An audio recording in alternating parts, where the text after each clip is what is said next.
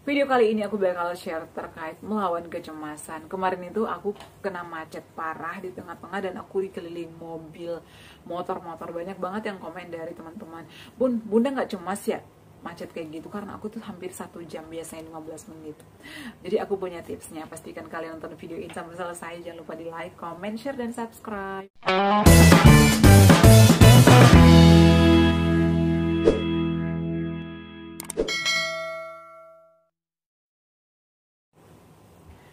Assalamualaikum warahmatullahi wabarakatuh. Halo semuanya, kembali lagi di channel aku, Adeva dan Bunda. Gimana kabarnya? Semoga semuanya sehat selalu ya. Di video kali ini aku akan kembali menjawab pertanyaan kalian dan juga sharing berdasarkan pengalaman aku, memberikan beberapa pandangan positif. Tentunya karena aku juga pernah melawan asam lambung GERD anxiety yang menurut aku lumayan parah. Aku berjuang kurang lebih 2 tahun ya, 2 tahun lebih, dari 2019 hingga 2022 ya. Aku sudah endoskopi, udah USG juga. Jadi hasilnya itu adalah ada peradangan di dinding lambung aku. Kemudian aku juga disertai kecemasan anxiety. Jadi banyak banget sensasinya ya, berjuta sensasi ataupun 1001 sensasi ya, yang sering dikatakan oleh pejuang asam lambung GERD anxiety. Nah, jadi buat kalian nih, banyak banget yang ngechat aku, Bun, aku itu udah nggak ada sensasi, udah nggak ada sendawa-sendawa, udah nggak perih, udah enakan, tapi cemasnya itu masih susah banget aku lawan. Aku nggak mau keluar rumah, takut ketemu orang banyak, takut ketemu siapapun karena ada cemas. Dan ini adalah hal yang dialami juga beberapa teman aku ya, teman kantor aku ya, seperti Mas Fajar, kemudian Lamhot. Itu adalah teman-teman aku yang pernah kena anxiety, termasuk diri aku sendiri. Jadi selain pola makan dan juga olahraga ringan secara teratur, sebenarnya ini adalah faktor utama banget ya dari faktor pikiran. Karena kita itu dikit-dikit cemas, dikit-dikit takut, kayak orang depresi. Ini disebabkan beberapa faktor ya. Yang pertama, biasanya faktor genetik. Misalnya ada turunan ya dari keluarga ataupun dari saudara. Pertama bisa disebabkan oleh faktor genetik. Kemudian yang kedua disebabkan oleh adanya traumatik ya. Misalnya kita itu ada trauma di masa lalu, atau mungkin ada pernah melakukan hal-hal ya yang membuat kita shock, yang membuat kita trauma, atau mungkin yang membuat kita merasa bersalah, kayak aku pada saat itu ya. Jadi saya itu pada saat itu adalah merasa bersalah sama diri aku sendiri ya, akan sesuatu hal, makanya muncullah sensasi-sensasi anxiety, kecemasan, kadang aku sulit tidur, suka nangis sendiri, nggak mau makan berhari-hari. Jadi itu adalah yang menyebabkan aku kena asam lambung GERD anxiety psikosomatis. Kemudian selain itu juga biasanya karena obat-obatan tertentu, karena kita gangguan mental. Jadi sebenarnya banyak faktornya, tergantung kita bagaimana cara menyikapinya. Nah, Bun, kalau misalnya kita sudah terkena GERD anxiety psikosomatis, apa yang harus kita lakukan? Dan kalian wajib banget simak videonya agar tidak kambuh-kambuhan, agar penyembuhan kalian cepat ya. Karena kuncinya itu adalah dari faktor pikiran. Yang pertama, pada saat kalian merasakan sensasi itu, tenangkan pikiran. Caranya gimana, Bun? Caranya duduk tenang. Biasanya aku tarik napas dalam-dalamnya. Lakukan pernafasan diafragma. Kadang aku sambil merem, aku hembuskan melalui mulut secara perlahan-lahan. Kadang seperti itu ya. Kemudian setelah itu kita bisa minum air. Airnya bisa air putih biasa, air hangat juga boleh ya. Boleh minum air madu juga. Kemudian selain itu kita melakukan aktivitas. Jadi kalau misalnya si anxiety-nya ini udah datang ya, biasanya kan kita nggak mau makan ya. Biasanya ini aku kemana-mana bawa cemilan. Jadi meskipun aku cemas, jadi aku tuh harus ngunyah, jangan sampai perut aku kosong. Karena pikiran dan pencernaan kita itu adalah berhubungan erat. Jadi kalau misalnya pikiran kita udah kemana-mana, udah cemas, GERD-nya muncul kambuh lagi ya. Naik lagi asam lambungnya, apalagi yang ada gastritis, sendawa lagi, ngap lagi, kembung lagi, begal lagi, ada lagi sensasi-sensasi yang lainnya. Itu adalah hal-hal yang pernah aku alami pada saat itu.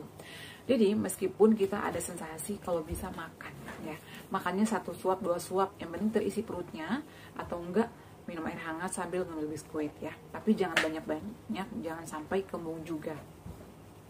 Kemudian selain itu juga kita lakukan aktivitas, misalnya nulis novel ya, atau misalnya kalian nonton ya, misalnya dengerin musik.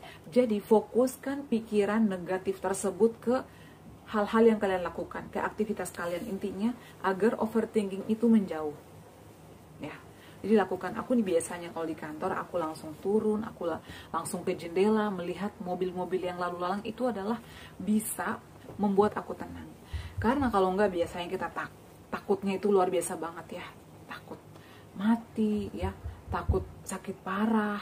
Kadang aku bisa gila lama-lama. Kadang kayak gitu ya. Ya, takut akan sesuatu yang terjadi padahal itu belum tentu ya. Kadang-kadang kita memikirkan hal yang jauh banget, tapi itu belum tentu terjadi sama kita. Apalagi kalau misalnya kita dengar orang sakit ya, lihat ambulan lewat aja kadang kita takutnya luar biasa. Jadi ya lakukan hal-hal yang menyenangkan, lakukan hobi kalian.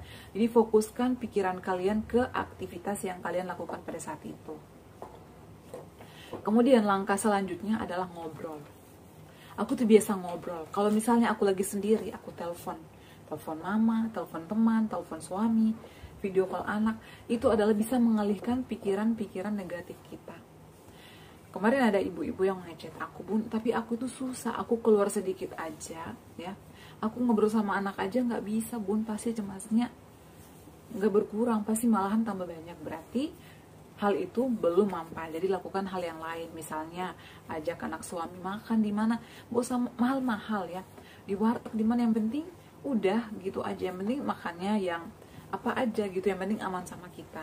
Atau kalau enggak lihat pemandangan, lihat pantai, itu hal-hal kecil itu bisa menenangkan pikiran kita. Jadi cari apa nih hal yang membuat kita tenang. Kemudian ngobrol ini adalah hal yang membantu aku juga pada saat itu kalau kecemasan itu udah mulai datang. Ngobrol, dan ngobrolnya itu apa aja. Tapi kalau misalnya kalian lagi sedih ya, atau misalnya lagi galau banget, ngobrolnya jangan sama orang-orang yang galau juga, atau sama orang-orang yang misalnya lagi sibuk. Jadi kalau misalnya kita lagi ngobrol nih biasanya ya, jadi kita kan kayak merasa kok dicuekin gitu sih. Jadi carilah orang-orang yang menurut kalian ya cocok lah ya, atau pendengar yang baik dan memberikan tanggapan meskipun itu tidak memberikan solusi secara pasti. Oh ya, ternyata dia peduli sama aku itu biasanya kayak gitu. Dan kalian, aku sarankan jangan cerita ke orang-orang terkait perasaan yang kalian alami pada saat itu. Misalnya, aku takut banget kayak gini-gini. Aku tuh nggak pernah cerita kayak gitu. Karena kalau misalnya aku cerita ke orang-orang tertentu, mereka itu bilangin aku lebay. Mereka bilangin aku baperan. Nggak enak berteman sama kamu, dikit-dikit nggak enakan, dikit-dikit baperan. Jadi kita tuh cerita sebenarnya ke orang-orang yang misalnya udah sembuh.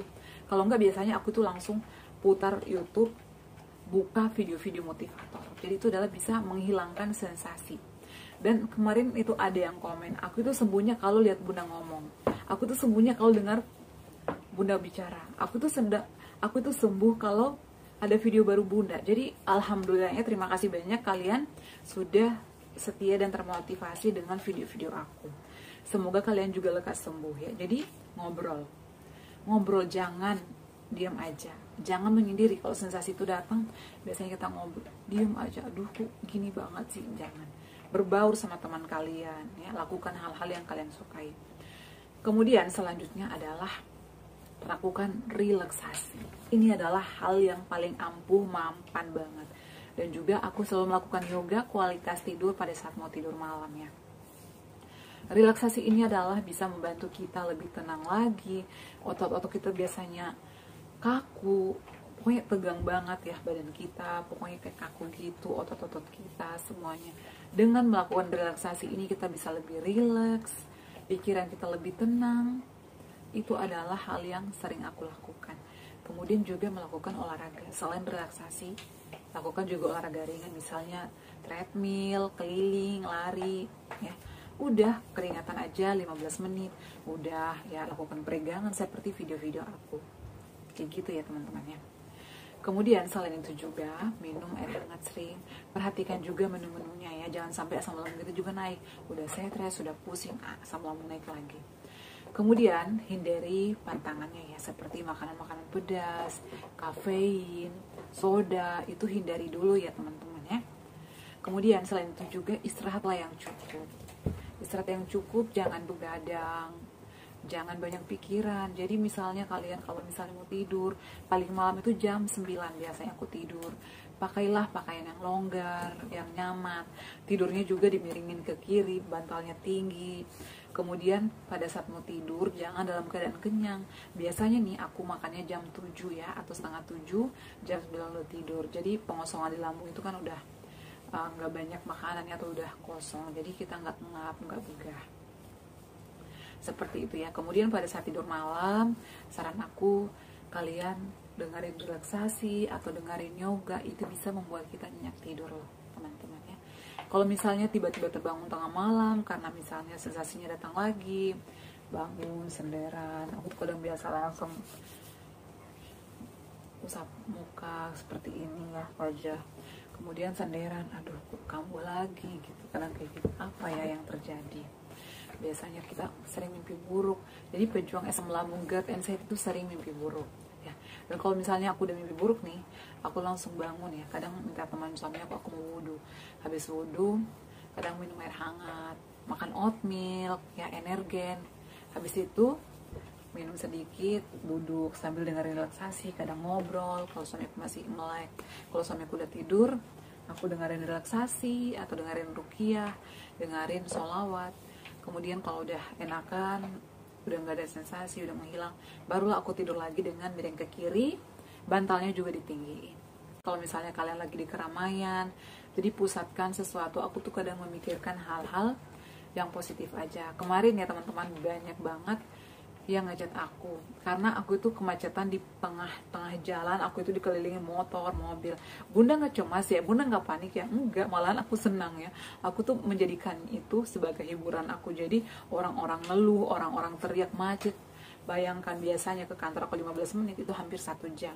Lama banget karena banyak jalan yang ditutup. Jadi aku sambil ngobrol sama teman aku, sambil aku bikin video ya, karena aku tuh senang banget bikin video, senang banget eksis, narsis. Jadi hal itu yang membuat aku ya, aku serasa lagi rekreasi. Jadi memang sensasi itu menjauh karena aku happy. Jadi kalau misalnya kita lagi merasakan sesuatu dan kita bawa happy, bawa santai aja, ya itu pasti nggak bakalan ada sensasi, dan itu bisa kita lewati dengan fine aja, happy aja, nggak ada masalah.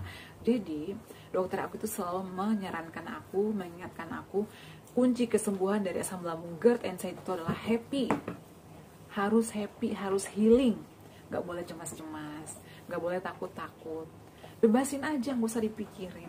Jadi kita harus berdamai dengan sensasi itu. Kalian udah tahu, aku anxiety, ini mah cuma sensasi. Jadi gitu aja, nggak usah dipikirin terus-terusan.